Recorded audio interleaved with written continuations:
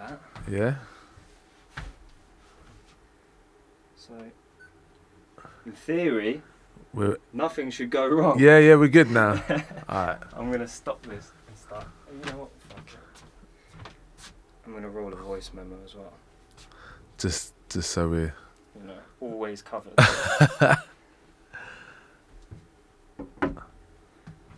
I like that, man. You're like very well, I was gonna say thorough. Bro.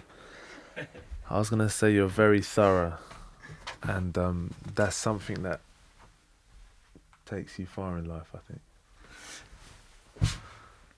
Let me just take a moment. I don't even know how to start. You know, it's like the elephant in the room is that I've been gone for like 2 years. I haven't had one of these conversations for the last 2 years, and it's trying to get it going again. You know, get back in that space of getting out of the way and just trying to bring the best out of someone, even though I know you do it yourself. But yeah, you know, encouraging that. I respect you and all of your output. So it doesn't really matter that you haven't done a podcast for 2 weeks, I think. Yeah. 2 years. I feel like someone clicking on it might be like, where the fuck have you been and why should I start listening to you again? That's how I feel a little bit. I feel people respect you, they respect your output, so whatever you want to do creatively, just the way that you just set up everything is just like, it was meticulous, man. I appreciate it. It's to be commended, bro. Thank you. I'm glad someone noticed. Well, with that validation that I needed, I'm ready to start the podcast again. Cool.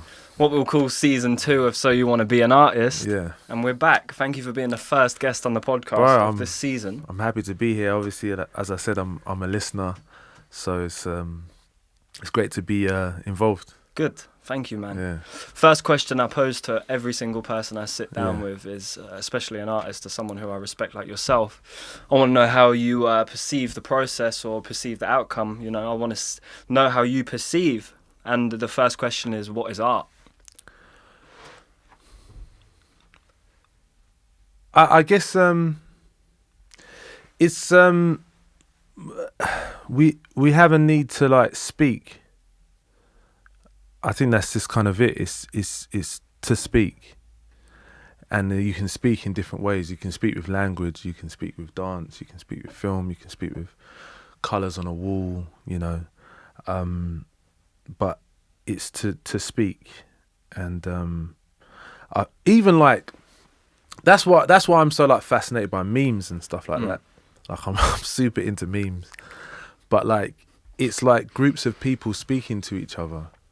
With the internet, it's been really interesting because then you get this kind of like international conversation about something that can be quite niche or whatever. So I don't know. I feel like we've always, since the beginning of time, since we scrawled on the walls and danced around a fire, we've always had the need to speak and express ourselves. And I guess like we've kind of, I wouldn't say intellectualized it, but we've kind of defined it and called it art. I mean, I don't know what the etymology of the word is or whatever, but that's kind of the way I see it. Yeah. It's interesting to take into or perceive art as a tool of communication, which is, you know, essentially what you just said is to speak. But when we speak, it's to communicate something. It's to exchange something. You know, an exchange of information. That's what language is. That's what speech is. So I wonder for you then, what is it that you're communicating to your audience? Sorry, that was a loaded question. Yeah. What is it that you're communicating? I mean, this is great because it's not something that I've really thought about that much. I think for me, like making music is like, or just expressing myself, is just something that I've always done since I can remember being conscious. I've always been drawing cartoons. They were never good, but just like I'd write short stories. I was writing songs like from when I was like 5.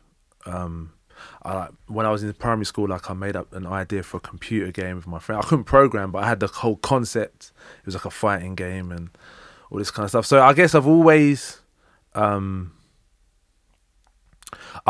wanted to express myself and like create, and I guess like in terms of what was the question? What I'm communicating? Yeah. What am I trying to say? I guess like not necessarily what you're trying to say, just what is it that you're trying to communicate in this exchange of information that we call art. I guess it's kind of like this, in terms of my music, it's kind of like this is me, this is where I'm at, and this is how it is, kind of thing. Like that's why is it important for you to? Why do you feel like it's important for other people to hear it? You know, because there's a reason why it doesn't go into a diary or a hard drive. You know? It's packaged in a very pleasing aesthetic way and given as a gift. Yeah, that's a very good point. I guess I've always wanted to share my ideas. I guess it's just like a lot of human beings, you kind of like, you want the validation of whatever it is that you're saying. So if other people hear it, I guess there's like, but it becomes a conversation, doesn't it? Because you say something and people might applaud you, or someone might be like, I'm going for the same thing, or someone might say, no, you're wrong. And it kind of goes like that. So I guess it's like, deep down, you want to kind of, you know, like when people send me messages and they say, this record really helped me through this. That's like the most rewarding. But at the same time, for me, I think something that's equally as rewarding when I think about it is like just people kind of like, you know, they might, you know, you might be watering that plant listening to my record, or you know, just at a house party getting out of your face. Like it could be like, do you know what I mean? Whatever. And it's kind of like being part of that in someone's life is kind of like really rewarding to me as well. So I guess it's kind of like, it's about like the spread. It's about the spread of information, I guess, or like the spread of my information, but also kind of like wanting to be a part of other people's lives, really, and other people's experiences, and hopefully helping. But I mean, once you put the music out there, you can't really control what it gets used for once it's out there. You know? It's a really beautiful idea. Just to like summarize all your thoughts and how I'm digesting them, is that your art is a way to communicate a common ground with everybody else. You know, it's like you said, the person watering their plants at home at 2:00 on a Monday morning or whatever afternoon, and the guy getting off his face on Friday night. It's like, I'm both of you people. Do you know what I mean? Yeah, for sure. And also the person way up high who can't be touched and is super happy with life, and the person way down low who feels like nobody else feels the same and that they'll never get out of it. Yeah. You know, I'm both of you at the same time. That's such a beautiful concept, such a beautiful message as well. And it's interesting you said earlier about the fighting game. When I was younger, I remember my first creative thought, like my first conscious creative thought. And I remember even what I visualized. I was in the front garden of my mum's house, and my mum had me when she was like 18, 19, single mum, like dirt poor. This is the same house we used to hide from the landlord, you know, like that type of vibe. And I remember being in the front garden, and garden is an understatement. It was just pure dust with one big tree. I can see the vibes. I know exactly the vibes. But. And I remember sitting in the mud, and I had like this blanket, and I remember thinking, if I put this up there, and that bit up there, and that bit up there, I can make a tent. If I make a tent, I can make a circus. And if I make a circus, I can entertain people. And if I entertain people, I can make money. And if I make money, I don't have to live in this shit house no more. And we can have a garden with grass. Right. So it's like, it's really, for me, just trying to process that, my own thought of like, whoa, from the get-go, I've been trying to like please people, but also get something from it, you know, in order to just survive. So it was economic straight yeah, off it was the a bat. survival thing for me anyway. You know, it's I miss that almost. Yeah. I used to sell football cards. Really? At school? That was. I think that's the first hustle that I had. Was I used to just cop like I can't remember. I think Panini. my friend. Yeah, it was like my friend had like a plug on the tip. I can't remember. Yeah, 8-year-old. Yeah. But there was two of us. There's this guy. I think his name was Andy. I can't remember. I was so young, but like we used to like shot football stickers at school. Shinies. And we'd have the shinies and like the rare stuff, and we'd be like, shiny Alan Shearer. This would be like 50p. That's a pound. Like that. And I remember like coming home with a bit of change and being like, what'd you do with the money? I can't remember, bruv. Like I guess I bought sweets. Like I can't. Yeah. I remember I used to sell cans of Coke. Right. Like this was at secondary school. This is when we kind of upgraded a little bit. Yeah, there was more intention. Yeah. We used to sell cans of Coke, bags of Doritos, Aeros. Remember one day, me and my foster brother broke the school record for how much money you made in one day. We had £106 in one day. But how's it a school record? Like, were they like keeping track of it? Yeah, it's like when we were keeping track. The kids were keeping track. Right. Okay, yeah, I get you. Because we did 3 or 4 trips back and forth from Poundland. That's amazing. Yeah. But that's so sick. That's all it was. It was just the thought. Yeah. So no one else thought to go to. Oh no! Everyone else was thinking of it. We would wrap them up in the playground, rucksack over their head, take all their stock, and then we'd make pure profit off of that. Oh, so you were peeling the other dealers? Sometimes, yeah. Depends who it was. If it was a year below, they'd get the Nike drawstring bag over the head. The thing would get done up. All their money would get taken. All their stock would get taken. Bro. You had to do it. Bro. I remember one time I had to hustle so hard because I crashed my friend's moped. Oh, wow. Yeah, he was born the 1st of September, so you know what that means. He got his moped license before everyone else. Yeah. And I was razzing it, de-restricted, a little Peugeot Speed Fight or whatever. Didn't press the brakes, smashed straight into a fucking gate. Had to raise 80 quid as a 15-year-old, so I just had to I gave it to him in £1 coins. I was like, I'm sorry, bro. When mopeds get involved, that's when I can swear on here, can't I? Yeah, of I was gonna say that's when shit gets serious. Yeah. Because I think that was always the line. That was always the line for me. Like mopeds, I don't know. Everything kind of got more like active. Like mopeds is like the kind of that freedom, Yeah, but like in terms of like beef.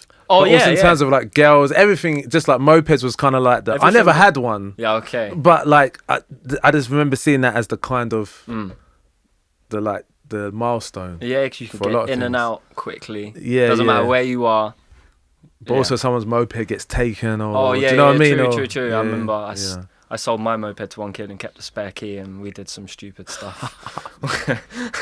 I did. Mate, I'm glad I know you now and not then, because you sound like the kind of kid that my mum and dad would be like, nah, you can't hang out with him. It's funny, but to be in my defence, I grew up in the mud dreaming about circuses. Yeah. Do you know what I mean? I'm not saying it's an excuse, but it's a reason, Yeah. But when did you start seeing the power in what you were creating? I'm guessing, as a kid you were fiddling. Yeah. That's a good. I mean, I keep saying that's a good question because the power in what I was creating. I guess different times. There's always been little moments. In terms of like creating, in terms of writing, it's hard to say, man, because I did little things. Like I did little kind of at school. Like I did. I was in like a R&B duo with my guy Zach, and we were called ASAP. This was way before ASAP. Yeah. But we were called ASAP, which stood for a sexy and attractive partnership. Okay, interesting. And we did a show. Very progressive. Yeah. We did a show at school, and like we like rented at the hall, and we had like a manager and stuff. And we had like support acts, like everything, bro. How old were you? I think I was like 15, like maybe 16. Was it for girls? Yeah, that was always like a factor. But I feel like that's one of the earliest times I can remember like doing something that kind of like impacted. And yeah, it just kind of went from there. I guess like I went to Manchester when I was 18, and I was doing history, but at uni, but I got kicked out. But I was doing like a music course at the same time. I was at college. I guess I started doing like I put a band together. We were kind of like making a bit of a splash with that, but then one of the songs that I recorded from then got remixed by Sunship, the garage producer, or producers if you want to see it as Sunship and Chunky, or I'm not too sure exactly who did that particular remix, but and then EZ picked that up. It ended up on Pure Garage. CD? There was a Pure Garage called Rewind Back to the Old School. Okay. It ended up on that. That's like life defining. Bro, that was like that. To be fair, when I think about it, that was the turning point. So on Murkage Dave Changed My Life, when I say and EZ played my music, that's what I'm talking about. Because then that was like, all my cousins got that compilation for Christmas. I probably got it. Yeah. And so everyone was like, David's on this CD, and this was like before like it was MySpace, but social media wasn't really that big. Yeah. So like, I think that was the first time my mum and dad just cut me a bit of slack, because they were just like, but at that point they were like, what are you doing? Like, yeah, you know, like my parents are like Caribbean immigrant. They weren't born here. First gen. Yeah, so I'm the first. I'm the first. I guess I'm second generation. But like, they're looking at music like it was some foolishness. Like, do you know what I mean? Like, you go and get, I was like one of the lucky kids from where I'm from, where I didn't get into much trouble, and I managed to get a good education and stuff like that. And they're just like, why you've got kicked out of uni, you're doing all this music nonsense, like what are you doing? Like they couldn't see the vision. And I think that was the first time they didn't really cut me slack, but they were like, oh, Lorraine's talking about you, or do you know what I mean? Or like someone drove past and your song was playing. Yeah. And even like, so I guess that was one of I think when I think about it, that was probably, and that was the reason why I started the Murkage Club, which was it was called Monday Murkage at first, but the club night that I was doing in Manchester, it was because of that record.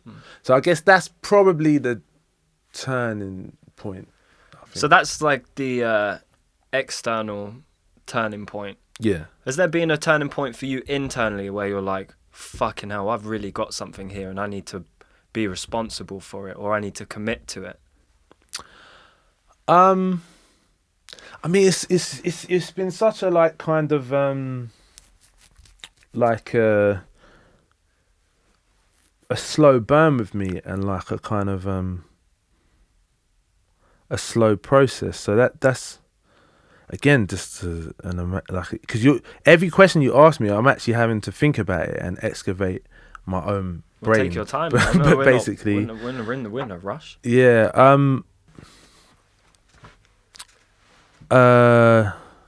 What was the question again? The question is, you had your external validation, and that gave you power. That made you see the distance it could travel, or where it could take you. But what I'm also interested in is internally, of where you had a moment, maybe in the dark somewhere, maybe just by yourself, of where you really got a glimpse into your own potential, or your own capabilities. No, it was carbon. And I can say why, because I think like up until that point, you're young, you want validation, you want to be popular, you want to be all of these things.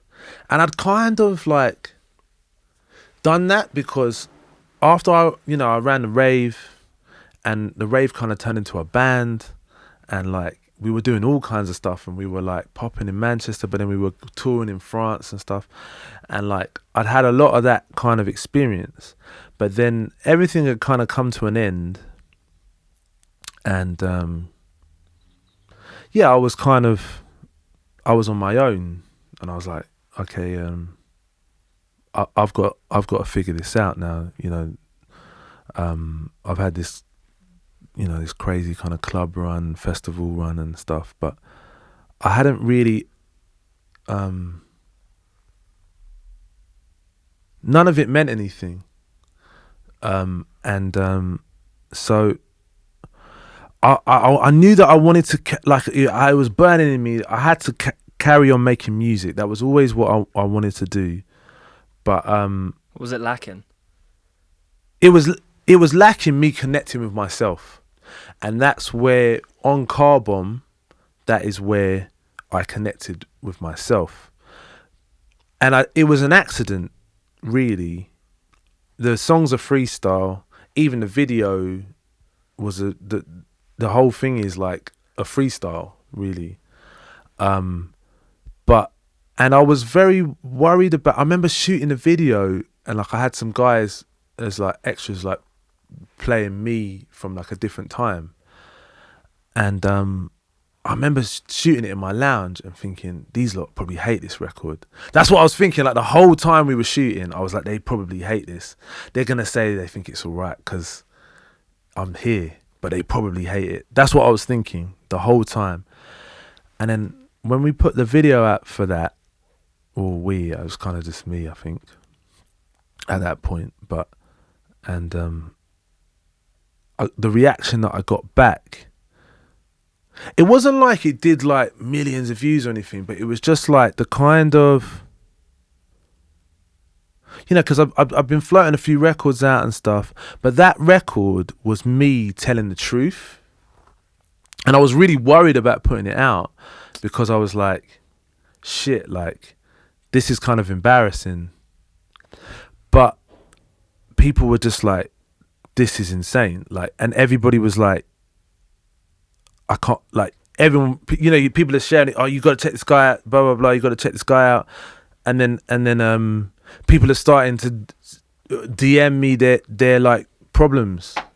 And I was like, oh, wow. Like, I've spoken, I've told the truth. That's all I had to do the whole time. That's all I had to do. And it was like, but I think like when you're younger, you're not as confident in yourself. And so you don't tell the truth, and you don't be yourself. You put things over yourself to try and fit in or try and stand out, but standing out is fitting in.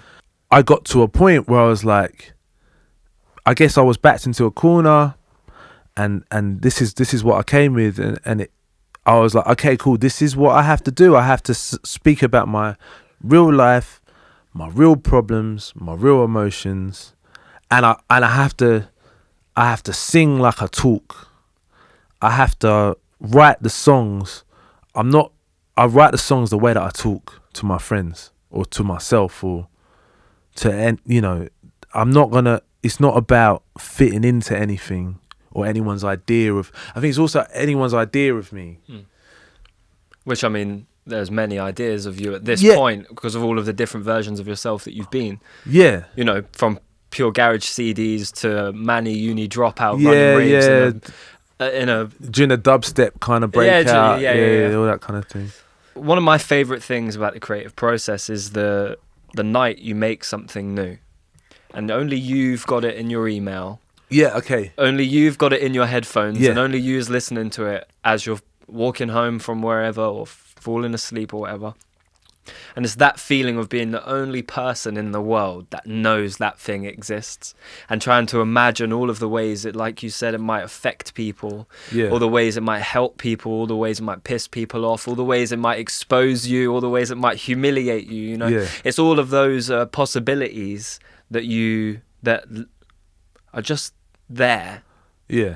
Just there the night you make something new. And that's like one of my favorite feelings, and that's like when I'm doing that, I know I've got something of worth, you know. Yeah, man. When I've got something that makes me uncomfortable. Well, how do you feel about that? The number one thing I feel like, there's a lot of number one things, but they're all number one. But one of the most important breakthroughs that I've made with myself is my relationship with my subconscious. So it's feeding my subconscious the right things. It's like the same thing with your body, like whatever you eat and however you exercise is however, you know, everybody's body's different, but you know, you can move things. And I think it's the same with your subconscious, because you can't control what your subconscious is going to do. You can't control what you're going to think. People think you try, but you can't. You'll think it all. There's no thing you won't think of. Yeah. It's the subconscious. It's the place where it all happens. Bad shit's in there, good shit's in there. And it's the conscious mind, what you choose to respond to. Yes, but you can feed it. So you can, you can feed it with film, with like music, with art, with conversation, like with whatever, whatever you're doing. And I feel like, but then it's about, once you feed it right, is like trusting what it gives you back. So if I'm like writing a song and it gives me an emotion, like I could be writing it and like a line just gives me goosebumps or makes me want to cry or makes me feel sad, or I just go, yes, like, like the line, yes, like anything like that, I have to trust that, man, because I haven't intellectualized that thing. It's like, it's very much just me. I'm not thinking, oh, this DJ gonna like that, or that this journalist gonna like that. That doesn't come into it. It's like it's just backed around the fire, dancing around the fire. Do you know what I mean? And I feel like that's when you've got. And so the humming it to yourself thing is kind of that thing as well, because if I'm humming it to myself, I'm like, oh, like, yeah, like, it's stuck with me, or the words have stuck with me or whatever. So I feel like that's when I kind of know it's part of the reward of doing it, I think. What is? Like when you're like, because like I'm thinking about records now for my second record that I'm like, yeah. Do you know what I mean? You just know. And like, you might not be, it doesn't mean like, oh, that's like a hit single. That's not what it is. But it's like that, I'm like, okay, that really means something. Like, and that's something to be said. Like, there's a good, I feel like I have a good barometer of, when I'm not sure about something, I always like ask someone else. Yeah. And I'm like, hey, what do you think about this? Yeah. Or I'll send it to someone and be like, oh, here's a new thing I've made or whatever, someone real close. But then when I know I've got something, the length that I keep it to myself is a good barometer of how good I think it is. Right. So there's like, I've got a few new things that I made recently that I just like, I don't need to show anyone because I know how good this is to me. I know how much this means to me. And it's just kind of really liberating to not feel like I have to send it to someone to like validate, just to know, like, this has come from an honest place, and this is speaking to me now. It's trying to tell me something. It's communicating stuff to me to the point of where I have to just keep it between us. I have to just keep it between us until it's sunk in, and I know it can go and do the same. It can go live its own life. Like, I guess it's some strange mother-child relationship or whatever. Yeah. It's like you're so insular for the first stages of its life, and then you're like, all right, go on. Now go experience stuff. But for the meantime, there's something happening between us that's important. Okay. So that's like pretty weird to me. No, I feel that. Yeah. And another thing as well that I think about the subconscious is I had this thought not so long ago, maybe recently. And anyway, it's like every thought is a thing. Like when you think, your brain's not dormant. Every thought is a thing. It's electrical impulse in your brain. Yeah. So every internal dialogue has a physical manifestation.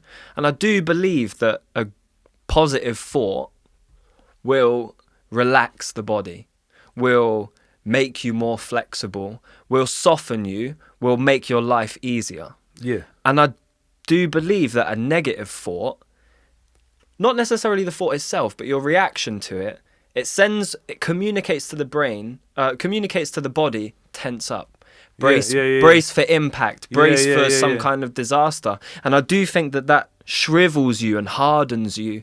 That's speaks to a line actually from one of my favorite films, Stalker, Tarkovsky. There's a monologue and he's like, when babies come out, they're weak, but they're pliable and flexible. And when you die, you are strong and hardened. And he's like, death is strength and hardness, and new life love and creation is all about weakness, vulnerability, and flexibility. Right. So yeah, that what you feed your brain and then what your brain feeds your body is like, it's not happening at a perceptible level, but you know, you find yourself 80 years old, hunched over, full of negative thoughts, thinking, what the fuck happened to me, you know? No, it's a real thing. Like when I'm vexed, I can't sing properly. If I'm angry, I can't go out. If I'm a bit nervous, it's one thing, because once I get into it, I'm gonna enjoy it. But if I'm vexed, I can't sing. What happens? I just can't. Yeah, my body's tense, and if your body's tense, you're not hitting your notes. You're not doing anything. And then the more that it's a downward spiral. The more that you're not doing the business, you're angry. You're mad and getting madder. So you have to be relaxed. So how do you get yourself out of that place? It hasn't happened to me. To be fair, the only time that's happened to me, I was rehearsing, and I had some beef with like a bailiff. It's a bit of a long story, but like I owed like Manchester City Council some P, but then like I was paying it off. Basically, one day I came home, and like this is when I'm living in London. I'm back in London, and my housemate at the time had let a bailiff just in the yard. And I just came home and I had a bailiff just like in my lounge, bro. With his big dirty boots just there. And I was like, mate. With his eyes on what he's taking. Yeah. And I was arguing with the guy and he had a camera on his chest, so I couldn't even do nothing. Like, do you know what I mean? Like it was like, but anyway, so I arranged something. I had an arrangement and I was sticking to it. Yeah, because I was mugging it. When I was in Manchester, I was mugging it, man. But I just basically hadn't paid a lot of council tax. But then one day, some next bailiff rang me up and tried to bully me on the phone. And I was going to a rehearsal. And he tried to bully me. I just went sick at the guy because I was just like... I think they'd come to my yard once in the morning early and I was like, I'm already giving you the piece. Why are you here? And I'd ended up chasing them around the block. Like, they were in their van. It was like mental, like, bro. Like, I chased them around the block. You chased them? Yeah, it was weird, like, because I think it's a long story, but I think they thought, I went back in the house, and I think they thought I had something with me. Okay. I don't know why, but anyway, so I ended up chasing the bailiffs around the block. But then what they do is they try and intimidate you to get the money more quickly, but I'm already paying it off at the agreed rate. So, and thank God that's all way behind me now. This is a few years ago. Yeah. This is maybe like 3 years ago. But one of them tried to ring me up on like a cheeky one, like, yeah, you know, you don't want me to come back to your house. I was like, bruv, if you come to my house, yeah, I'll be ready for you. Like, I just went sick at him on the phone. And then because I did that, when I got to my rehearsal, I couldn't sing. And like, it was just like a wasted rehearsal. And I had to think, okay, cool, well, I can't be vexed. I have to stay calm when I'm trying to do this. And actually it was a good lesson for me because then I had to start patterning my life in a different kind of way. So when I was living in Manny, I was moving mad. I wasn't like goonish or anything like that, but I was just like, I didn't care about like the like results of a lot of things. I was very reckless. And I feel like I had to realise, no, I have to pattern up a bit here because actually this is like counterproductive. Like I've got a mission now. I've got something that I've got to do. So I can't be having bailiffs come into my yard. Like I can't. It can't function because you got something to lose now. Yeah, and also like I got to be in the right headspace to do this properly, man. I can't be my life can't be a myth. Do you know what I mean? So what other kind of sacrifices have you made for the facilitation of your passion? Because that's a big one. That's a fundamental character change, you know, of being able to look at yourself and go, you're fucking reckless and irresponsible. Yeah. Pattern up. Yeah. Get it done. Do it properly. How does then that manifest in your personal life? What falls away once that irresponsible, juvenile mentality goes away? I mean, when you first said that, I thought of, I don't know, like, mate, you're really making me think, man. Good. You're really making me think.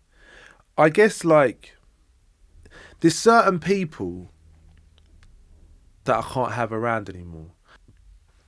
In the same way there's certain relationships that have broken down, there's certain relationships that have really strengthened. I wasn't really thinking about relationships, but it kind of led me to think about that. And I don't want to do anyone down. Like, I don't want to mention anyone. No, of course. Because, you know. No, yeah, it's not important. Yeah, someone might put a blade in your face. Well, yeah,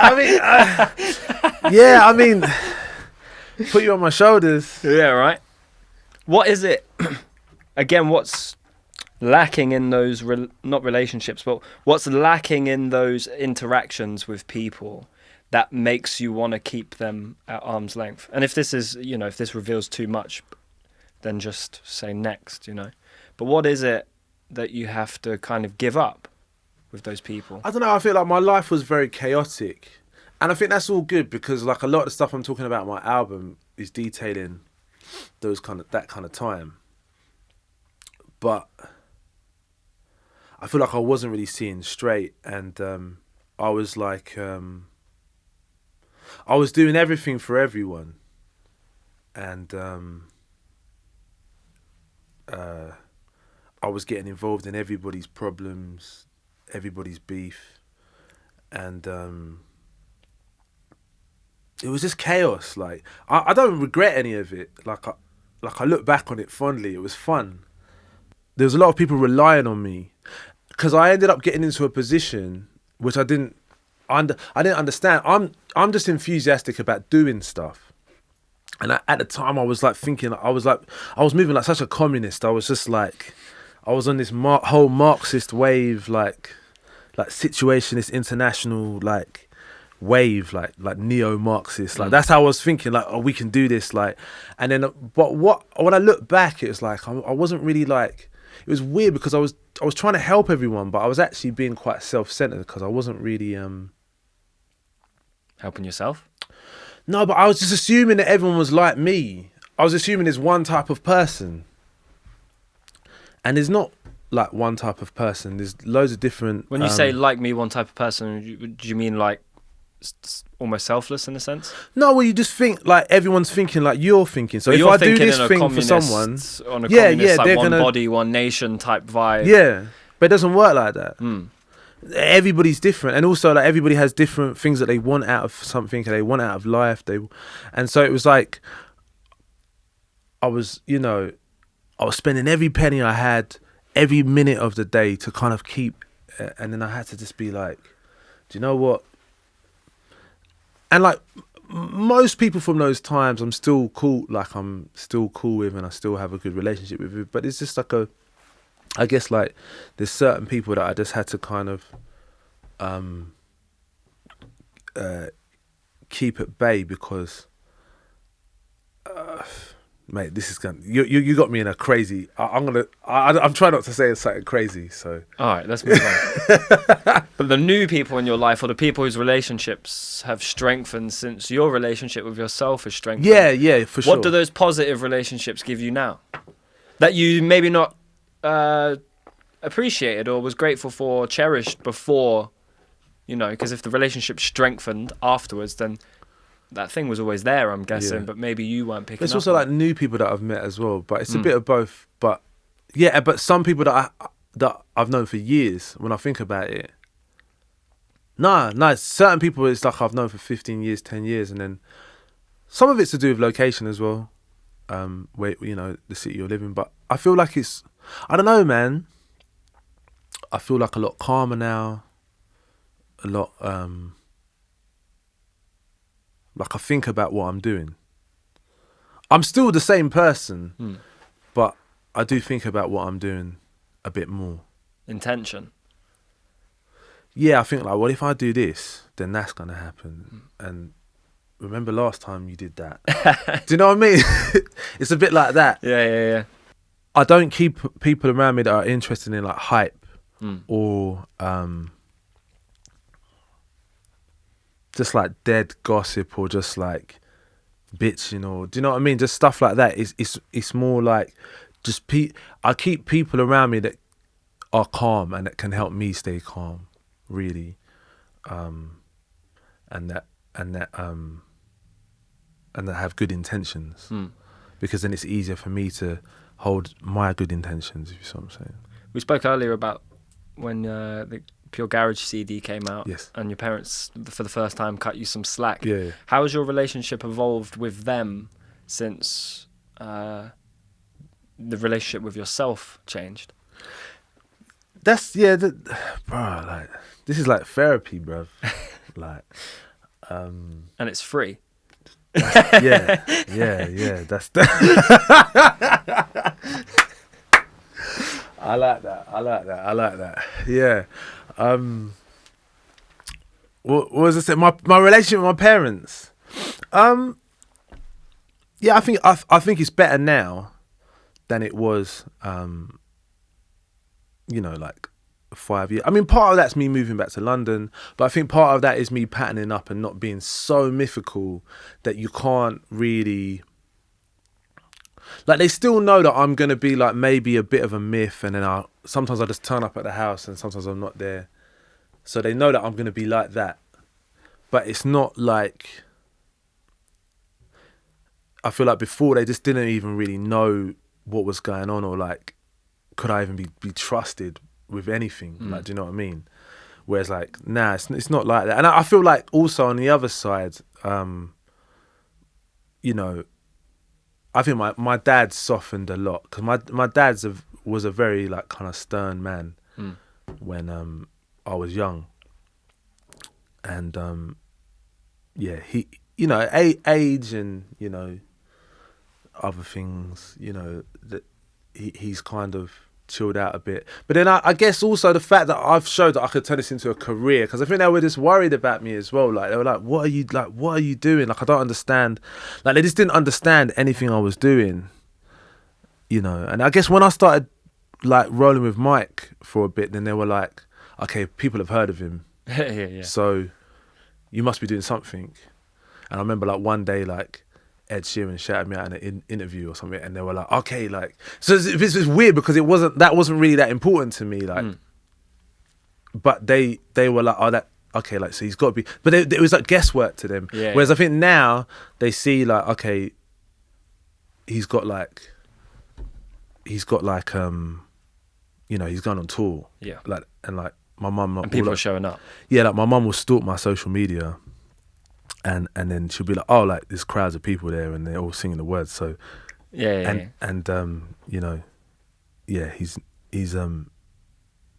must be doing okay. Like, he's making a living. Yeah, because it's the one lyric on the album of, when I close my eyes, I can see my dad turning off the heating. And the lights. Turning off the lights, yeah. and now I understand. And it's something as innocent as that. Oh, it's not really. It is innocent. Something just as small as that, of realising and empathising with someone who, I remember fucking resenting my own mum for doing the same thing of like, why is all the sockets turned off in the house? Yeah. But then being like, oh, you've got to cover everything. You've got utes. Yeah. Okay. If you're doing that, it shows you what kind of situation you were in. Yes. And I'm sorry I wasn't more understanding. Yeah. And that, just even being able to process that is a fucking huge shift. Yeah. I'm guessing both of our personalities, like, or both of our characters, just to be able to like understand. I feel like there's no fucking secret, you know what I mean? Everyone's relationships with their parents fucks them up at some point, like the Philip Larkin. Yeah. They fuck you up. But being able to empathize and being able to see them as a person outside of your parent, outside of your guardians, so powerful. And some people don't get that until they don't get that relief or that separation until a parent dies. Wow. But they just don't get that opportunity to, you know, sit opposite their mum or dad or whatever and be like, you've got your own life. Yeah. You had your own life before me. Yeah. I probably came along and fucked some things up. And, you know, I've got the cheek to act like I'm hard done by, you know? Yeah, because they, at the end of the day, like, they did, I mean, you know, like, there's a lot, it's like when I think about, especially, like, my dad, there's a lot of things that he did that I don't agree with. Not necessarily, like, morally, but just, I don't know, like, he was very strict. But I think about the position that he was in, and I do really rate him. And I try my best to tell him that, but he's not really a communicative guy. So you try and tell him, but then he just doesn't say nothing. So you just have to kind of stop. Do you know what I mean? So I don't know, like, but I do really rate what my mum and dad did, because they came to the country, they didn't know what was going on.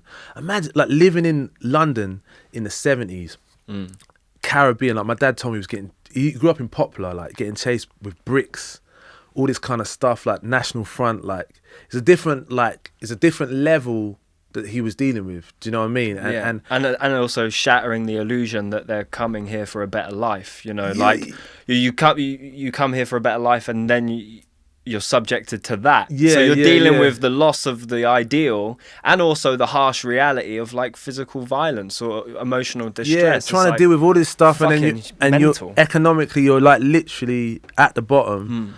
And so it's like, I actually think that they did a really good job within the conditions that they landed themselves in. It's more like some of the decisions that they made for us. Like, we never had cable or nothing like that, or we never went on holiday. I never even got on a plane until I was, like, a grown adult. So it's like they made a lot of decisions to sacrifice one thing for another. And I feel like at the time I was like, this is kind of dead. But now I look at it and I'm like, that's what made me this person that can do these things. Do you know what I mean? And I can say that thing. And I can make a record like Niggas Need Each Other. I feel like I'm not saying only I can make that record, but you have to have... I mean, that's true, but yeah. No, but what I'm trying to say is you have to have walked that line to say that thing. Actually, a few kind of, like, road guys have said this to me, where they like listening to my music because I say the things that they feel, but they can't show. And I feel like that's like, bro, like, that's like, so that's really important to me. Like, that gives kind of, because it gives it kind of there's like a point to doing it, you know. It's just the fact that someone else said it. Yeah. So it's the idea of Put You On My Shoulders is not just, you know, in isolation for that song and that person who you wrote it about. So it's for everyone, you know. It's still the same. It's interesting. It's the same neo-Marxist, but instead of being like, let's all pitch in together, it's you now being like, I'll say this for you. I'll say the words that hurt too much to say, or I'll not play the fool. I'll put myself in the uncomfortable position. Sometimes I'll play the fool so that you can save face, or you know, or you feel braver to step out and do the same. And it goes back to, again, your definition of art. It's to speak. So what you're saying there is to give your mouth, your voice, to somebody else, you know, and speak their fears, their feelings when they don't have the ability to do it themselves. I've never looked at it like that. I mean, obviously, it's kind of related to what I just said, but I've never actually really boiled it down to that. And that's really cool. Like that, it for me, stuff like that gives it a point beyond adulation or money, or do you know what I mean, or getting on a plane or whatever. Like stuff like that. Okay, so like being on tour with Mike Skinner, say, he does a thing where he'll act madder than everyone in a situation, whether it's on stage or it's in a club, like more wild, or yeah. Because he'll act madder, because then people will go, oh right, so we can act mad. Yeah. And that's actually kind of dope, because I'm just thinking about this now, because when people come up to me and say they like my music, they're always like mad respectful, and like we tend to have pretty cool conversations. And I guess it's as a result of, it's like the thing that you're pushing out there, it's the same thing you get back. Yeah, that makes me feel kind of good, to be honest. Like, it kind of, that's like a worthwhile thing to be engaging in, kind of thing. Yeah.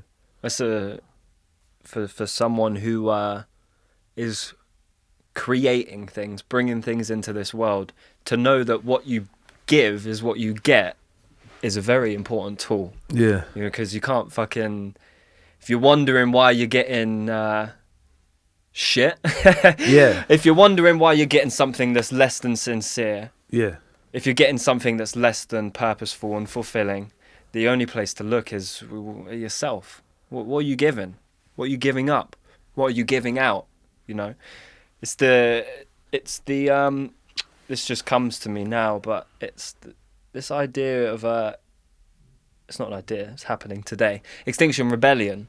Okay, yeah. The stuff that's happening today, and it's like the whole conversation is change the world, change the world, change the world. It's like, yeah, of course, you know, up to a certain point, there are things that need to be put in place to ensure the survival of the planet and the species, and just, you know, be in a more harmonious relationship with nature.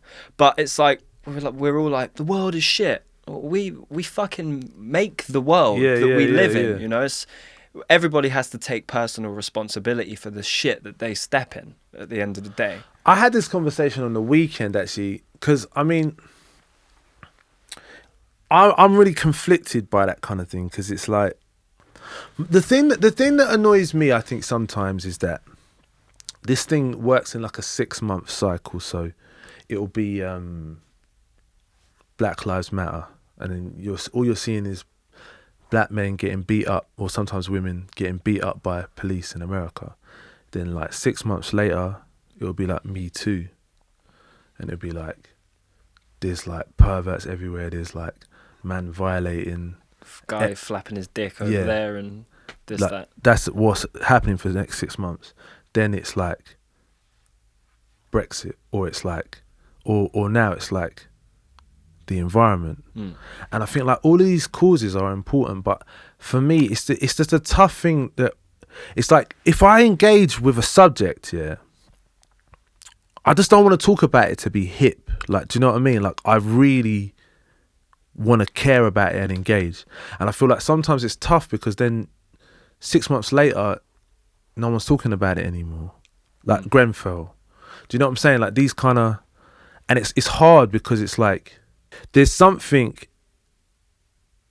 like intrinsically wrong with how we live in the West that needs to change. Like that's what needs to change. It's like, I feel like there's a lot of papering over the cracks, and we need to find a way to deal with the root cause. But I think that's very uncomfortable, because it's really about, you know, can we have these phones? Can we have these clothes? Like, do you know what I mean? Can we still have this stuff?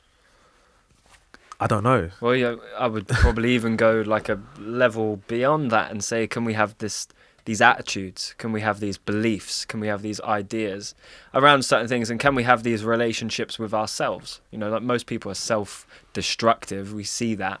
Some people do it quickly and burn out quickly, and some people stretch it out over a lifetime, you know, of self-denial and self-repression and stuff. So can we continue to have this relationship with ourselves? And I think for me that's paramount before we can even have the cheek to talk about our relationship with the planet. You know, it's like, if we're not honest about ourselves and we can't treat ourselves a certain way, how are we ever supposed to do it to anything else? Let's say that the United Kingdom became like 100% vegan, but we're still bombing brown people. What's that? It's hypocrisy. Do you know what I'm saying? Like, what is that? We want to pretend like we can't see it. Yeah. but that's what's happening. For sure. So it's like, I don't know. That's a way bigger thing. I feel like, you see with me, you get me on one thing, I'm going to take it there. This is why, do you know what? This is why I very rarely put my opinions like on Twitter like that. Because you got me really going here, man. I guess on the other side of it, just to play devil's advocate, we are just like animals, basically. Yeah. So even though we're like doing all this stuff to like fuck up the planet, it's like we are like we are still nature. I don't know.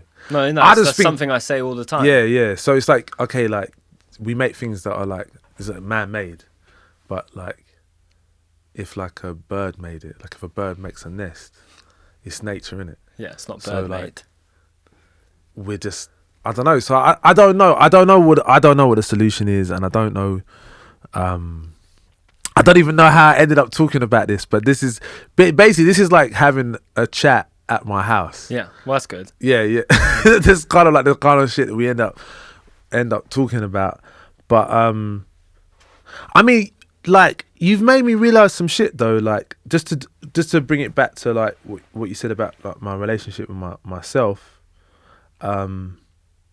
Even just like other things, like, bro, like I've lost 4 stone. I mean, wow. Like, I don't really talk about weight loss, or I don't take like selfies of myself in the gym and stuff like that. But like, I've lost 4 stone in the last like year, and I got another half stone that I want to lose. And just like stuff like that, like before, like I just didn't care. Like I was just eating KF, just having a vibe, man. Just I'll be in the studio, just I just have like a bottle of something for that day, KF, whatever, like Chinese, just going ham. And then like, I don't know, like, I guess everything, do you know what it is? I think for me, I feel like it's getting a little bit older and being so passionate about what I've always been passionate about, and having lived through certain things, like certain, I've lived through certain of the trappings of this thing already. Like I've done it without doing it, if you see what I'm saying. So now it's like, if I carry on in the way that I have been in the past, the thing that I care about so much will not be possible. Like it will not happen. And I feel like realizing that has made me adjust everything. I mean, with the weight loss thing, it's just vanity as well. Like, it's just like, I was going on tour, and you know, you got a photographer at whatever the venue is that you don't know them, and they're taking photos of you, and I'm like, I hate that photo. And then you have to think, no, it's just, I just hate the way that I look. Yeah. Like, it's not really that I hate. Like, is that a bad photo, or do I just look bad? I love this with my whole heart, like what I do, and that's what I want to do. So I've got to pattern up, basically. Everything has to fit around, and taking responsibility. It's like there comes a time in a man's life. That's how it feels, though. Like, again, I'm not taking it back to that place, but something inherently wrong with the way that we live and grow up in the West is that we lose our rites of passage. You know, it's like we have no doorway into manhood. We have no defined structure into manhood. You know, you just kind of go uni, flit around for a little bit, and you do, well, what the fuck do I do now? There's no like, well, I don't know. Maybe it's just 'cause I didn't have a dad, but there's no one who tells you, right, being a man is about taking responsibility for yourself.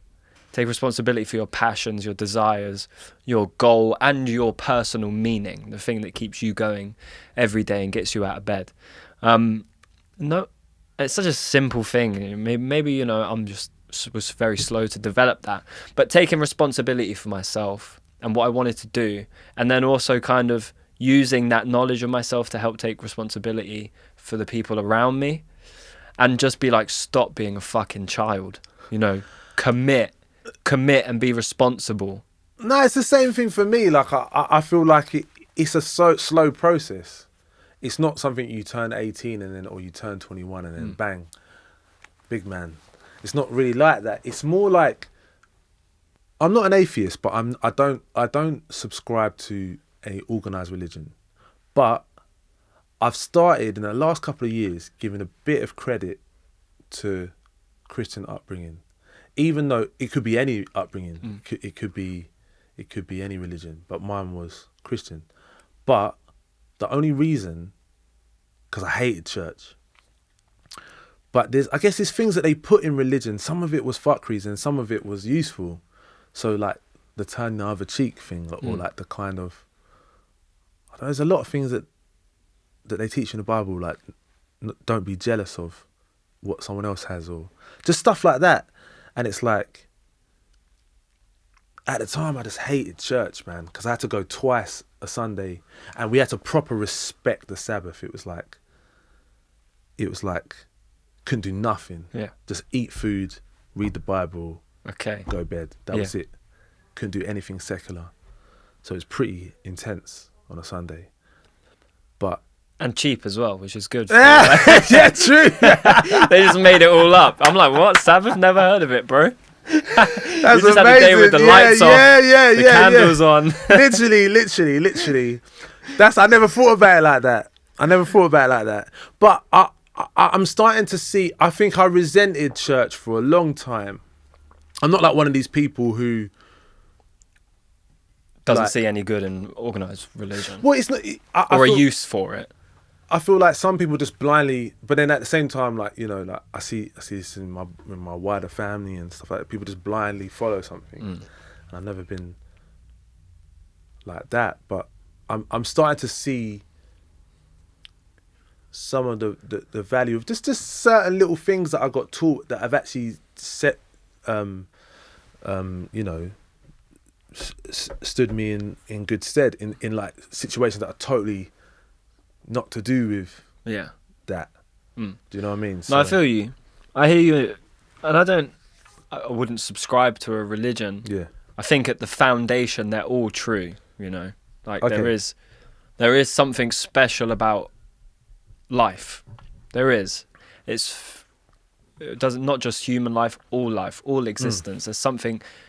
Even just mathematically, the chance that it's happening, it's like, still special. It's miraculous, in a sense. So, you know, it's the heart of it all is true, and it is something to protect and preserve. I'm not really sure that that setting rules for anybody is helpful. Guidelines maybe, but actual rules not so much. Yeah, not rules that you can get killed for going against. Yeah, right. Or get cast out of a thing. The thing with Christianity that's always spanned me out a little bit is that they use Christ as the symbol, right? But what that says to me is, be like God, but don't be too much like God, or we'll put you on a cross. Don't you think that's super weird to have a symbol that's like, aim to be that, but don't be that, because we'll crucify you? Isn't that weird to have a martyr as your symbol? It's like having Icarus as a symbol. It's like the boy who flew too close to the sun. Don't get too close to God, because we'll put you on a cross. Yeah, because it's kind of like there's an irony to it for sure. Yeah. But in a way, I guess, like, if you were Christian, you would just be like, well, if I am martyred for my faith, then and I guess it was actually a valuable tool. You know, like if you're going into war. Yeah. You tell your soldiers that if they die, they die as martyrs. So it's kind of like a great caveat. Yeah. Or I don't know if caveat's the right word, but just, you know, like it's actually a useful tool to, if your sacrifice can be something like, you know, the big man. That's why I feel like there's so much blind following. You know, it's because it doesn't demand leadership. Because leadership gets you crucified. It demands obedience, and it demands obedience. But then I guess, like, it depends how you're looking at it, because, like, I'm looking at it very cynically. I know I am. I guess I see it like, critically. But like basically they're all God, but they're just different versions. So like there's like the Father, the Son, the Holy Ghost. The Holy Ghost needs more credit, because really the Holy Ghost is, I wouldn't say he's your subconscious or she's your subconscious, but it's like, yeah, the Holy Ghost makes shit happen. Yeah. The Holy Ghost needs, like, Jesus gets all the love.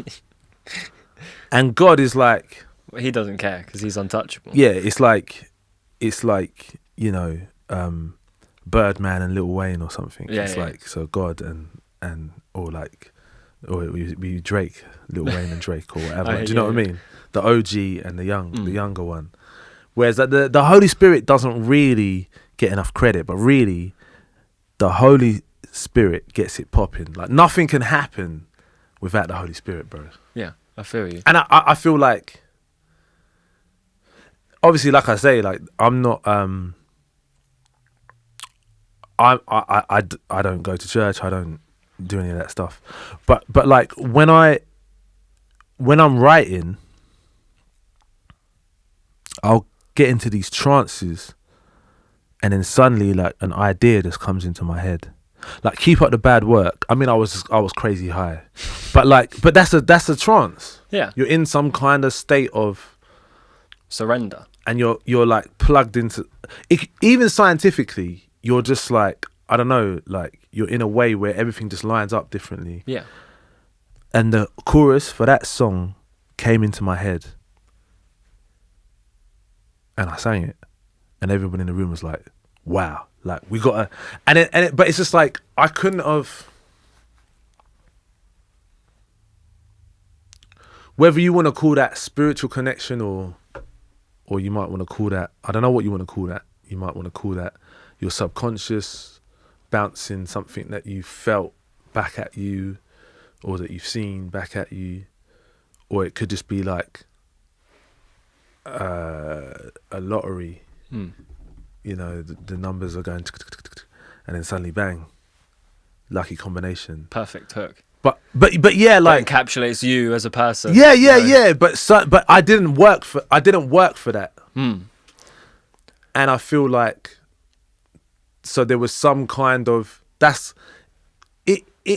Is that the Holy Spirit? Do you know what I mean? Like, I mean, that's what we're here to fucking figure out. I think that's what these conversations are about. Yeah. That's what they always ultimately end up with, is where is this coming from? Yeah.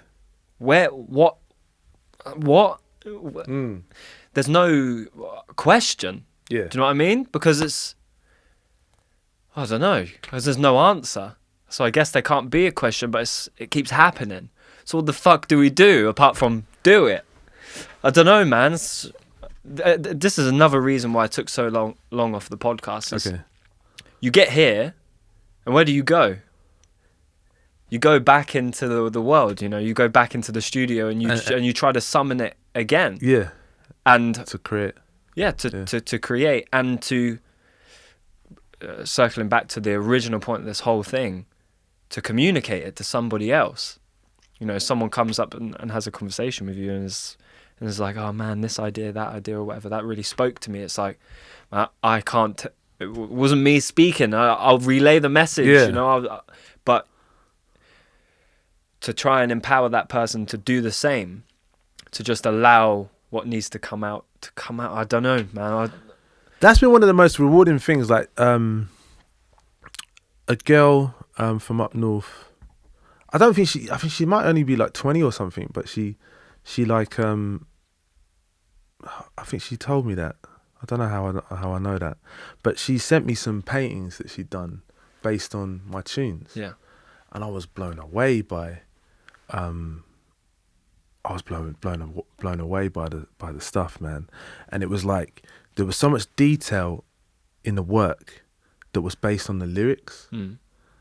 And it really was like a sobering thing for me, because it was like, shit, like I've become part of the chain in a very small way, but like of inspiration. Yeah, like it really was like, I can't explain. You thought you were at the end of it. You thought you were the result of a chain of inspiration. Yeah. She'd drawn like characters based, like, there are mainly women of different races, different ages and stuff, but like, of, I guess, what she imagined the person that I was talking about in that record to look like. And it was crazy, like the detail of the clothes and just, I don't know, like I was like, that's some rewarding shit, man. Just to, like, you know, I've had a block, Creative block. yeah, I've had creative blocks before, and then I go, I mean, one of the times that stands out to me, I went to you know, the Basquiat exhibition. This was like, and this is how I ended up writing Magic Mission Deja Rinse. But you know, I mean, and you know, that exhibition, I mean, mate, like, I wish it was free, and I wish it was, I mean, the Barbican's cool, but it's like 1850 to get in. Yeah, do you know what I mean? It's like, I was DJing a lot at the time, so I had a bit of cash on me. I was like, let me just go. But every young kid who feels marginalised in any way should see that exhibition, because I don't know, it's just like so much chaos in the paintings, and just like, I was like, this is the inside of a black man's head in like the late 70s, early 80s, he was in New York, wasn't he? And it's like, this is like just the same thing over and over again, repatriation over and over again. It's like cotton. Do you know what I mean? This is the kind of things that he's thinking of, and I was blocked, and then suddenly I was like, I seen the way that he like idolizes Charlie Parker and stuff, and I was like, he wasn't from that era. This is an era before that somehow informed, you know, hip hop was happening and stuff like that. I was like, oh shit, like this is like my relationship with UK Garage, or, which kind of sounds a bit like, it's a bit like humorous, but also like kind of, I'm not comparing jazz to garage, but yeah, like in the same way. Yeah, in the same way. And so that's what I had, that name already, Magic Mission Deja Rinse, the 4 pirate stations I listened to growing up. I had that, but I didn't know what to say. And then suddenly, boom, I went straight back to the studio, and it just all came out. I just burst of inspiration. So it's like, if I can be part of, you know, this girl sent me a message that says, she said, you know, I got stuck and I listened to your music, and then it gave me like a point to like work on, you know, and it's got me unblocked again. I'm going again. I was like, oh wow, I'm like Basquiat.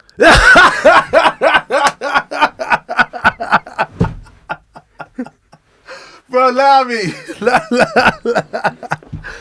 But just to be, that's funny, man. But just to be a very small, because I guess, you know, everybody could say they're influenced by him, but like, just to be, I feel like I'm trying to show you like how much, that's just like one person, but that meant so much to me. Do you know what I'm saying? Like way more than someone just going, oh, you're sick, man, or I like this song or whatever. Like, it's like actually like contributing to the process, you know? Like, it's a weird analogy, but almost like being a dad.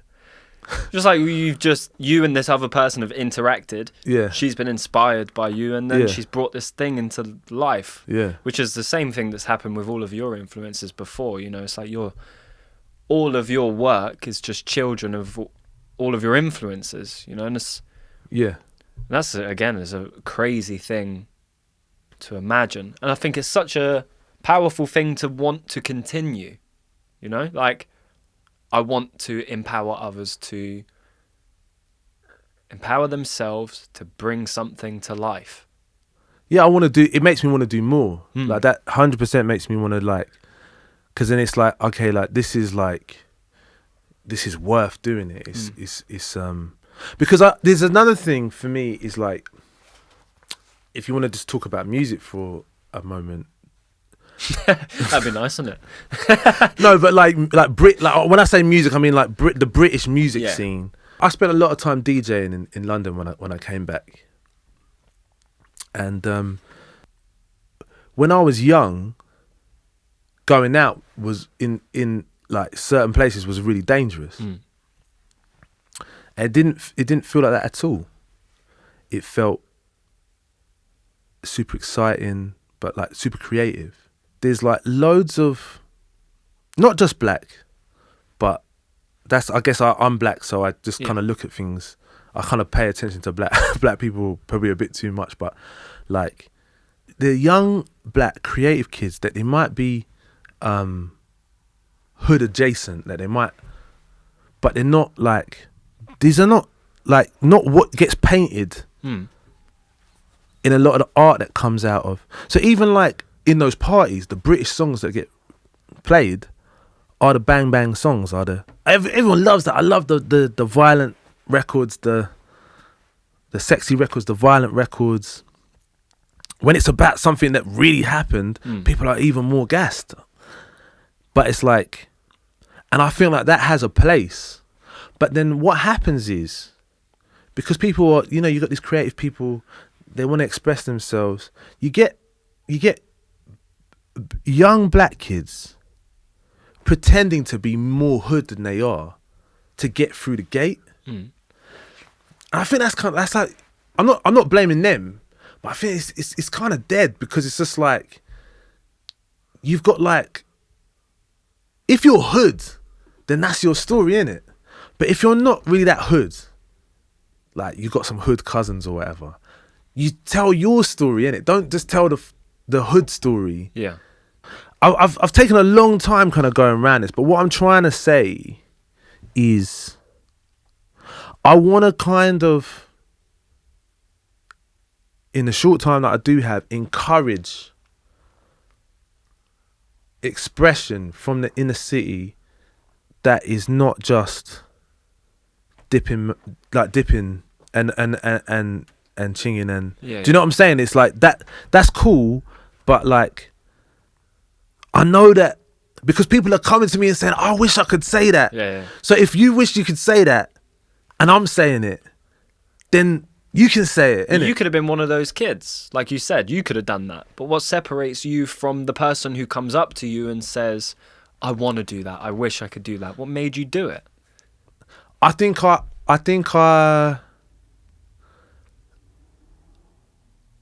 a bit of a car crash. And so like, I was someone in the hood, like no one gave a shit about me. I was just like a neek. Do you know what I mean? And I guess like that's allowed me to kind of come at things in a different perspective. But I guess like I don't know, just say my thing. And I don't know, man. I just feel like basically if you're black and you're not talking like violence or just like overt sex stuff, you just get kind of grouped as like alternative. I think that's kind of like, I don't know, it's kind of dead. Like, it's just like, no, it's like, this is another voice. There's more to be said. Like, there's a lot of stuff going on in our heads that needs to come out on the canvas, like the Basquiat, and say the thing again and again that you can't get out of your head. When you spat bars to your older cousin and he laughed at you, how did that feel? It was my friend's cousin, and he was a spitter. Yeah, good one. Someone you respected. Yeah, he was pretty rated. It was actually like my friend who I did ASAP with. Yeah, it was his cousin. Okay, so we were singing, but I had a couple of like dibby kind of garage bars. I just basically wanted to be Craig David. Didn't we all? Yeah, like at my that mum point kissed in my Craig life. David. Wow. At a rave in Southampton. Wow. No, I went on to work with Craig David and I told him, and I put extra on my invoice, basically. I was like, I don't know who you fucking think you are. Getting off with my mum. Like what kind of like a vibe? That was the first thing I said to him when I walked in. I was like, oh, by the way, just want to clear the air. You and my mum got together. Well, like what kind of kiss? No, it was like, I think they were just in a rave or whatever in Southampton. He was 19 or whatever. I don't know where I was. Probably right. In the mud somewhere. Yeah, I mean, she just always used to bring up Born to Do It as my first album that I bought. And she would always just be like, oh, you're listening to Craig, are you? And I'm like, shut up, you didn't care. Oh, that's so deep. Yeah, man. right? But it was the first thing I said to him, and he was like, wow, you're just going to stick that on me the second I meet you? And I was like, well, I have to. I can't sit in the back and think about punching you in the mouth. I can't hold in this rage. I need you to know that if you catch me looking at you funny, that's why. Yeah. And no, he took it like a champion, bless him. And but it's the sweet boys that you got to watch. It's guys like Craig that you got to watch. They're the ones that you got to really watch. So you wanted to be Craig David? Yeah, but he was, so he had a couple bars, and so I was spitting as well. So I don't know what was going on. I think there was some, I don't know if there's some instrumentals playing or whatever. And he was spitting, so I was like, "Yeah, I got some bars," and I just spat my shit. I was like, "Man, my mic and them," or like, like that kind of that kind of dead, kind of like thing. And he was just like, "Is that your bars?" He was like, "Is that what you're spitting?" And so I just thought it wasn't really like, I guess like it wasn't like a moment where I was like bitter about anything. I just remember it. Yeah. And I guess then I did just stick to doing what so I was. So you never rapped again? Yeah, no, I did. I've always like kind of enjoyed it, but it's not something I'm particularly good at. Yeah. But it does, I think, like it does inform the way that I write songs, the way that I like rhyme words and stuff. Yeah. It's like informed by that. Believe it or not, I was a rapper as well. Oh, really? In Bournemouth, yeah. I think everybody did it. Like, come on. You grew up on Craig David and Eminem and Dr. Dre 2001. Come on. It's like everyone tried at least. And there's no barriers because all you need is a voice. You don't even need to be able to sing. Yeah. You don't need any technology. I mean, access to LimeWire to download hot beats. That was really helpful. I remember used to having to go to my friend's house from school and be like, can I come over and just make a beat CD quickly? Because I didn't have internet till I was 16. So I was like, I need gin and juice instrumental. I need this fucking Razkaz, like just proper random boom bap shit. But where the fuck was I going with that? Yeah, you're right. It does inform you. And I even find myself now being like, you're being way too lyrical with your melodies. You're trying to fit way too much in. Like, that's not you, me. That's how I feel about... I have to check myself sometimes. Like, why are you trying to fit... You just go with it, man. 8 words into a thing. No, it is a habit, I think. I still feel like could be that guy. I think just go with it because the person that you are... Okay, like... Yeah, like... You might do it and then like once you do it you're like, oh, that's embarrassing, but it might be sick, bro. Might be. Probably not. If I don't like it, then I'm kind of like, most people won't like it. But no, it's just a thing of where I'm like, just slow down, man. Like melodies are melodies, you know what I mean? Yeah. It's not a paragraph. It's not a full story. It's just one little bit of music. Yeah. So I just have to like mold it into that and check myself. What I'm really interested in is your process. Yes. Apart from just getting high and sitting in the corner and waiting for the Holy Ghost to pass through you. How does Murkage Dave's song start?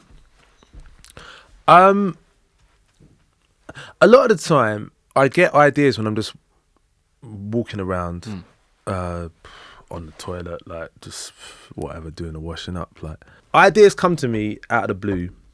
Or sometimes it's like when I'm watching a film or something. I don't know, like however. And then I just write down anything that I feel like is a line. I just write down, or it means something to me. I write down, and then certain times something will hit me hard, and I'll be like, okay, that's maybe time to put everything down, and not even that. Just that's maybe like a hook line, or that's like a name of a song, or that's the name of an album, or do you know what I mean? And I feel like with the last album and also with this album, the name of the album appears to me, and then at first I'm like, nah, that's kind of stupid, and then after a while I'm like, nah, it's kind of good. And then like, but because and then like the concept kind of starts to drive the songs, and but I guess it's like, but then the hard bit, which can be tough, is just sitting there, because it doesn't always come straight away, and actually I'm very slow at writing, and it can take me like a month to like write a verse or something like that. Do you know what I mean? So it's a slow process of just like being on my own and just rewriting and rewriting. That's an important thing to address, the rewriting thing. I keep all my rewrites. Okay. Well, I just keep all the pieces of paper, you know. That's Jason Isbell, one of like what I think is the best songwriter alive. He spoke about his process, and he was like, when I think about my influences and I listen to them talk, I don't want to hear that you were given this idea. I want to know what fucking rock you found it under. And it's that of knowing that even the person I consider as like one of the greatest has to sit there and constantly turn over rocks and find nothing. Yeah. So in your like rewrites, what's happening? You're just spitting it out, and as Bukowski would say, writing drunk and editing sober. Are you getting it all out and then coming back to it with more of a judgmental eye and go, you got to go, and you can stay? Yeah, kind of. It's mad that you're even getting me to talk about this, because most interviews, I wouldn't even, this is not really an interview, it's just a conversation, isn't it? But it's like I wouldn't really go into, because it's like, I feel like a lot of the reason why artists don't want to talk about it is because it ruins the magic. Because the most fans just want to know, they don't want to know how hard you worked. Yeah. And I think it kind of is fine for it to stay that way, I think. But I guess this is like we've covered a lot. And I would just challenge that real quick of being like, I don't think it's okay to mystify the process, because that's how people get away with not doing it. Because they go, oh, well, the Holy Ghost didn't move through me. It's not about that, though. But do you know what it is? It's like, to a lot of people, it's boring. Yeah. So, like, to my girlfriend, yeah, I will play her. I'll just put it on in the background, some new songs. And the ones that she likes the most, because she just listens to, like, Rihanna and, like, Vybz Kartel and, like, that's it. And, like, Beyonce. Yeah. So, and if I start telling her about my process, she doesn't care. So I guess like I don't want to like bore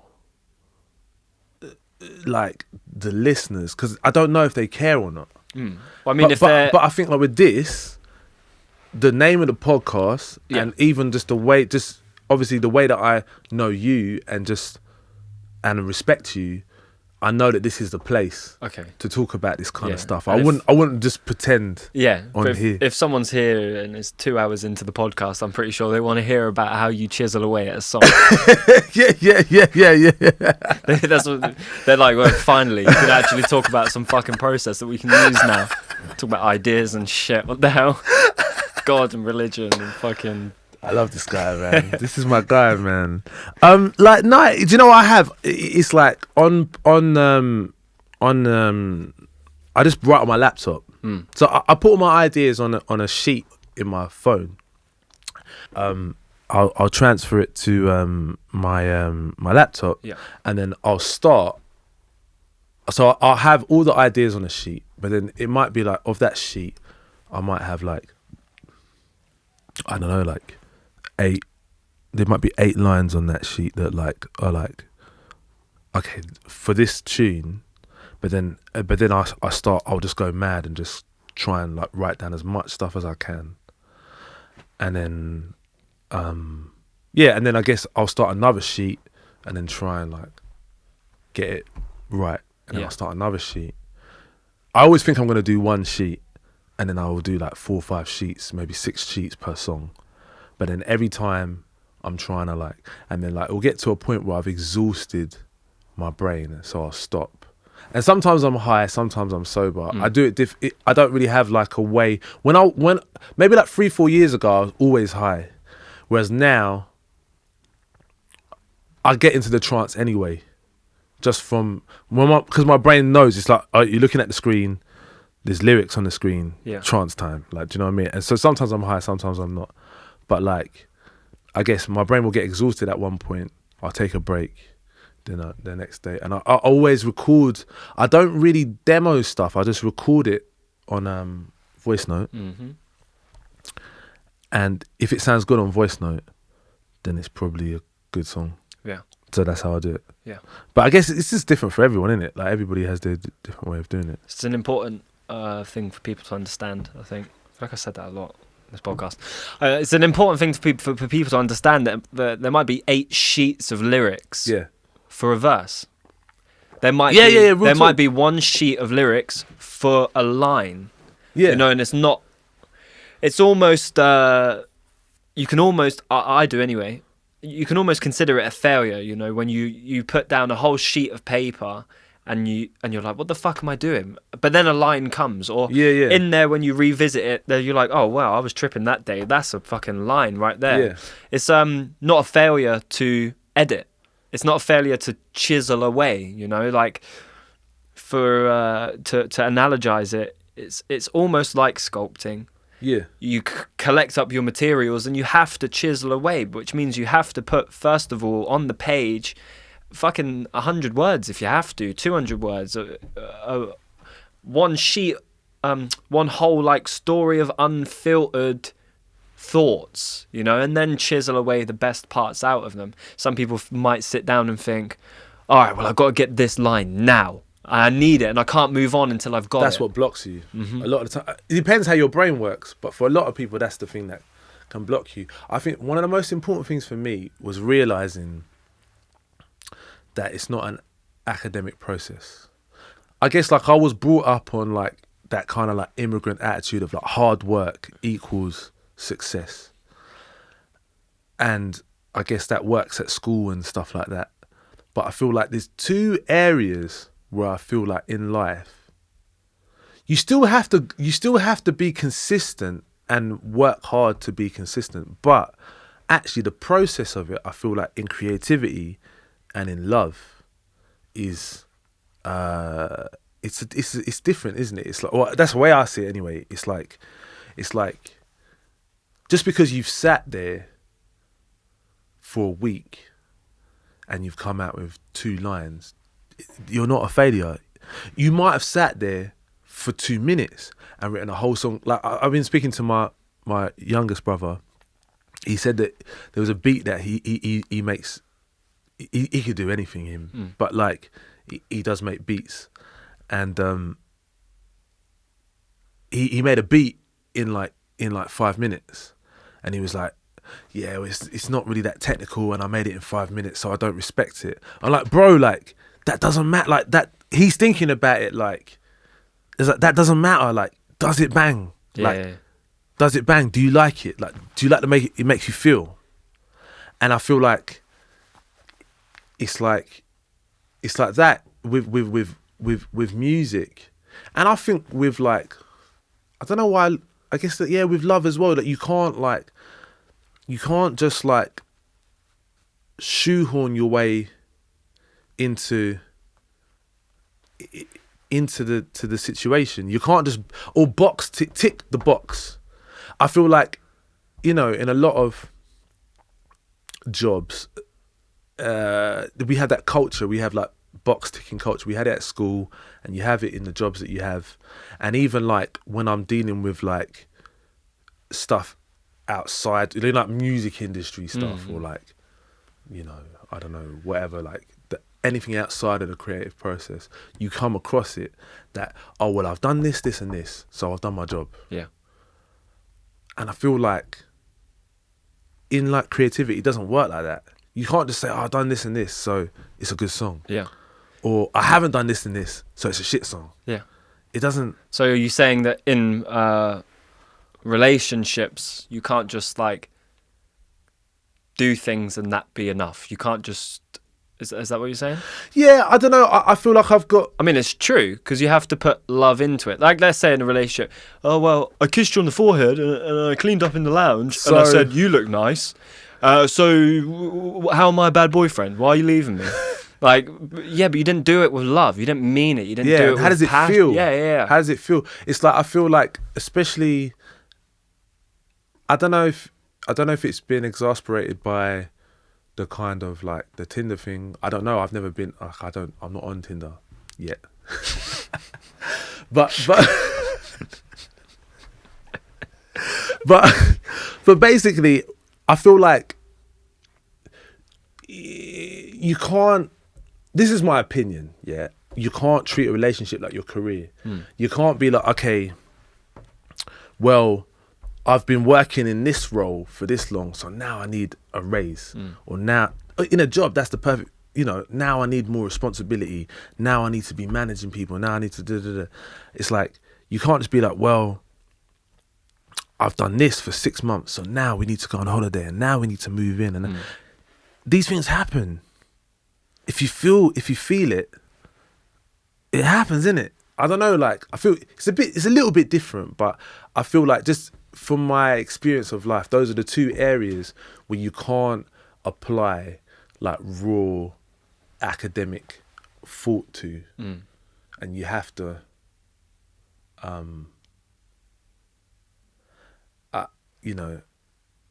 I guess that's why we love music by young people so much, because they're not really intellectualizing it that much. They're just like doing it. Yeah. So I don't know. I agree completely. I learnt it in my relationship that I'm in now, and I've been in for 2 years. So oh, nice. Yeah. That's what you've been doing for the last 2 years. Oh yeah, that's what I've been doing for 2 years. Okay, all right, you see it. Right. Well, it's just it was her first like real experience of love, and it destroys you. Like, it makes you have to rethink everything, and it presents you with an opportunity or a decision that you have to make of, am I going to stay the same and keep all of my bullshit, which means this relationship won't work, as you found out with music, or am I going to throw myself into the fire in a hope that I'll come out polished and worthy of this pursuit? Okay, yeah. And as she was going through that, I was learning patience.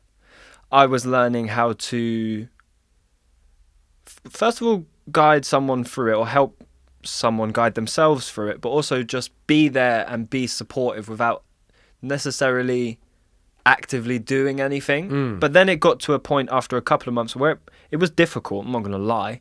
It was really difficult. And I stuck in there, thank God. And so did she. She did the work. But there was a point where I was patient, but I wasn't present. There was a point where I was there, but I checked out. Okay. I became kind of numb to the situation. Right. And even just thinking about it now, I kind of do the same sometimes in the creative process. I show up to the studio and I'm like, well, I'm here, so where's my song? Yeah. Where's my idea? But it's actually, you have to be here.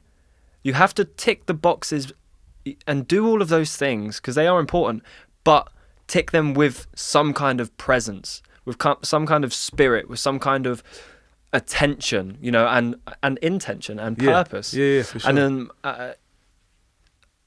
was really important for me to learn. It's like patience and being numb, it doesn't work. Just sitting down with a sheet of paper and either expecting it to come out, or just detaching from the process and not being in it, not being completely surrendered to the process, it doesn't work. Yeah, it's super interesting listening to you say that, because it kind of, what you're saying is like, it's like, or the way I'm taking it is like, you're like not work, you're working at not work, but you're like, you have to like work but not work, or not work but work. Yeah. But work at not working. Yeah. Yeah. Well, that's, in a way. Yeah, that's the battle, right? You have to learn how to unlearn everything. This is more like wider, bigger picture. You have to learn how to unlearn your habits, your bullshit. And that's where I am anyway now at the moment, is learning how to unlearn all of those things. It's just a mental idea to show up to work, to then the real work is not doing anything. To show up and be a vehicle for artistically, show up, get on my push bike, cycle from Wood Green to the studio, get here, stink, sweating, you don't wet stink, t-shirt, and then sit at the computer ready to work, and then go, well, now I have to get out of the way. Now I have to stop my brain. Now I have to stop everything and just let this pass through. And detaching from the idea that just because I showed up, it's enough. Nah. How do you keep challenging yourself at the moment? What are you doing to challenge yourself? Oh mate, again, I was going to say that's a good question. Like, not everybody gets it,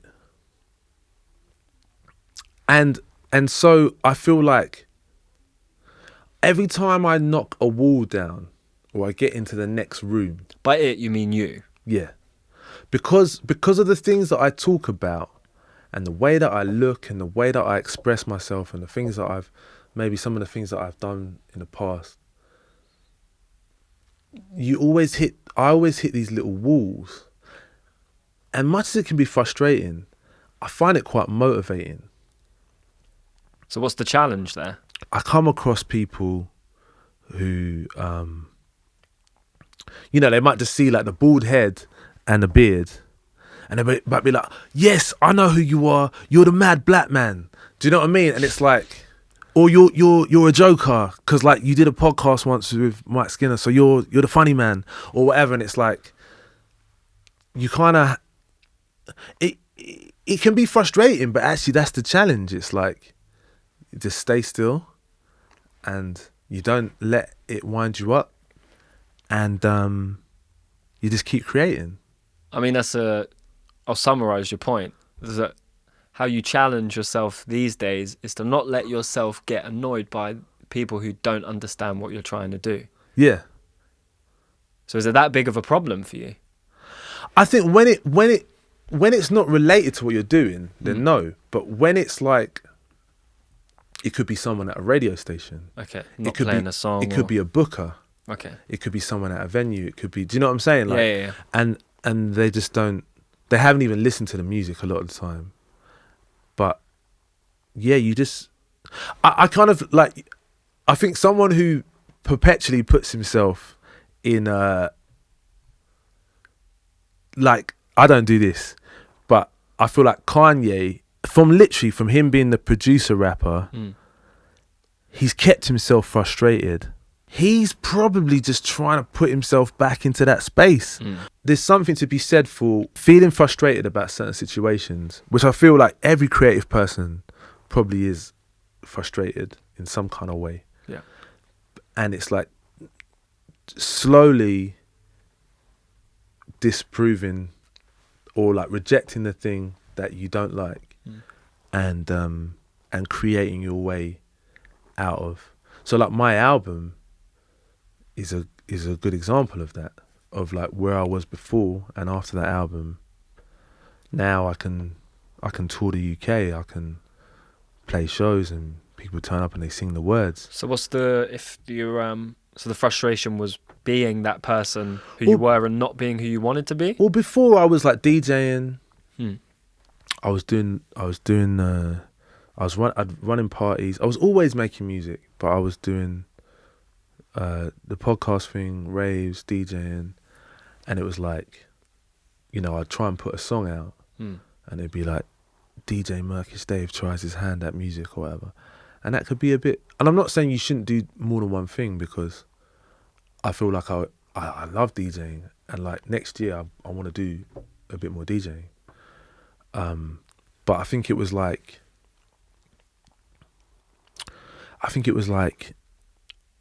I guess there was a bit of a frustration at that. It's like say like Car Bomb. So I've said something really honest, and I don't think you've really listened to it. You've just kind of looked at me and maybe looked at something that I did 5 years ago and judged it off that, which is fine, because like at the end of the day, I'm not that important to someone else's life. They got their family, their relationships, Love Island, like whatever you're competing with. Yep. at that time, you're not that important. But it's like, how do I think there is a motivating force in slowly proving that thing wrong, you know, and not through getting mad and not through screaming and not through going on Twitter and saying mad shit. Just write another song, and prove yourself right. Yeah. Like, yeah, I am. Yeah. There's something happening. Yeah, yeah. Even similarly, it's like silencing your inner critic. You know, it's those people who don't believe in you. There's part of that in yourself as well. Part of that in me, anyway. Yeah. Of the person who doesn't get it because, you know, I may have made some videos in the past and now I'm making music, or I made a podcast or whatever. It's like part of me is also like, well, who do you think you are, jumping from one thing to the next? And then it's again showing up to do the work. Or not do the work, however you want to look at it. Showing up to do the work just to prove myself wrong and right at the same time. You know, like that the bad things I think about myself are wrong and that the good things I think about myself are right. And I do think that Van Gogh quote, fucking, if there's a voice that says you cannot paint, then by all means paint and the voice will be quiet. Similar thing, like, there's a voice that's telling you, whether it's coming from a radio DJ or a fucking blog or whatever, or whether it's coming from yourself. So there's a voice that says you can't do something, then you better get up and go do it, because the voice ain't going away. That's the thing. This is something that Mike Skinner taught me, actually. I guess there's this, like, especially on like Instagram and stuff, you get all these memes like positive vibes only and like flushing away, you know, you get those memes, people brushing away negative thoughts and stuff like that. Everyone has negative thoughts. Everyone doubts themselves. I don't think there's anything wrong with that, and actually it can be really good. It's a really good form of quality control. I think it's only a problem when it overcomes the positive, when you have more negative thoughts than positive. But I feel like this whole thing of trying to ignore your self-doubt, I don't know, can that work? Like, can you really block out your self-doubt? I think you should use it as a motivating, like you're saying, as a motivating force to do something. We have to bring something positive and reassuring into the world. Because the world doesn't need any more self-doubt. The world doesn't need any more doubt in general. It needs some reassurance. It needs some, well, positivity, yeah. So we'll make a meme about that. But that's what it needs to be brought in. It doesn't need to be paralysed by fear anymore. It needs to be blossomed by love. And that's the fucking challenge. But then you get into the next room and then you're looking around and you're like, oh shit, I shouldn't be in this room. You felt that in the last room. And you're like, oh shit, I shouldn't be here.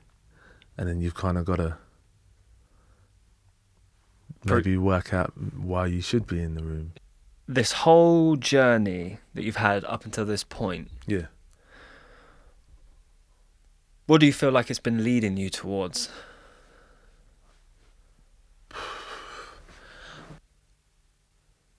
I guess like I want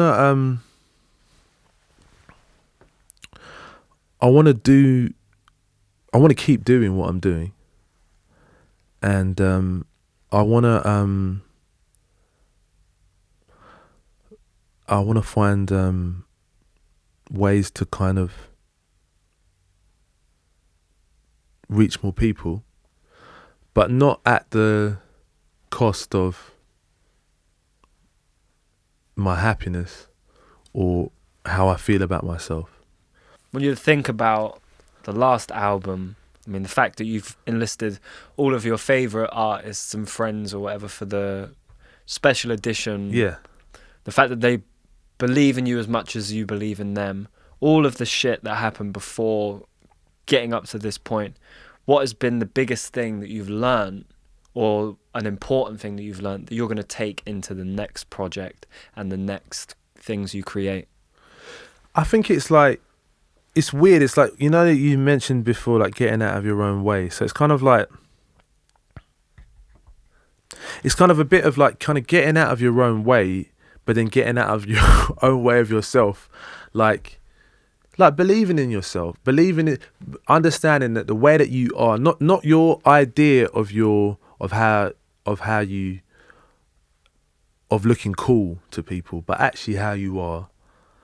I guess being okay with that version of yourself, and then also knowing when to just like shut the fuck up, basically, which I haven't done much of in the last 2 hours, but I guess you are asking me questions. That's perfect. That's a perfect place to wrap it up. Now I'm going to shut the fuck up. And not speak for the rest of the weekend. Bro, thank you so much for just sitting down and chatting with me and being open about your process and just about your thoughts and your life and your challenges and your successes and defeats and the whole fucking spectrum. Bro, like, I don't know. I just want to say thank you to you for asking me to do this, but also like, I'm not gonna lie, like, brother, a lot of the stuff I didn't even know. I'm a bit worried about how this is gonna come out. Well, what do you mean? As in, like, because like a lot of the stuff that I said, I didn't even. No, it wasn't preconceived. I didn't even know. It wasn't. yeah. It's not scripted. No, and like you're asking me stuff about myself that I'm not even aware of. So it's actually been really helpful for me.